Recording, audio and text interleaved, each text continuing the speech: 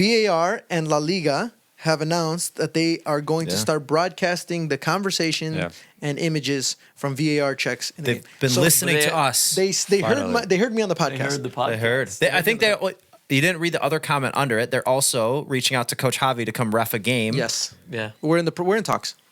We're in talks. We're in talks. Yeah.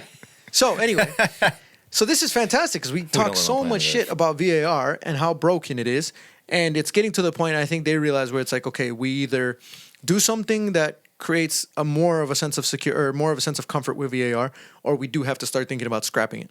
If we start scrapping it, or if we start thinking about scrapping it, we're admitting to a huge mistake. Mm-hmm. Sure. So we're never going to do that because they never want to do that. Yeah. So everyone's been saying it. They should start just being a little bit more open and more transparent with what's going on. So now La Liga is going to test it. And actually, when they go to VAR, the referees are going to be the people in the stadium and in the broadcast. I don't know if in the stadium, but for sure in the broadcast. I don't think they'll do it in the stadium. I thought they just said they're going to announce it. Like they're going to do it later. Like they're going to release the whole transcript of like what was talked about. No. It's supposed to be like live during game. So like Australia does it. Like Australia talk. Where you can hear them. Like how the announcers can hear them now. Yeah, they're already doing it with a lot of them are wearing video cams. Like body cams. The police are doing it. Body cams, yeah. But the thing is, if you notice, the broadcasters get decisions before we get them. Yeah, because you'll see them say like, oh, and this goal is going to be ruled off, that it's offsides or whatever, and then 2 seconds later the referee says it. So they're getting the information before we are. So now we're supposed to be getting all of that information at the same time.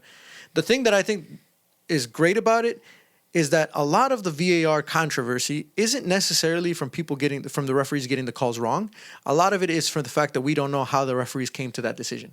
Sure. So it leaves it open to interpretation, which because if they walked you through if we heard their thought process of this, then that, then this, and that, even if you disagreed with the decision, you can understand how they this should have never gotten this far because of this. Like the Liverpool goal, like if we would have all heard that live, as much as we would have been pissed, it would have made sense because like, oh, they got the call wrong because the people in the booth thought it was a different call in the field. But even then, like bizarre. You guys know that the average supporter, the average person does not know a lot of the intricacies of the rules.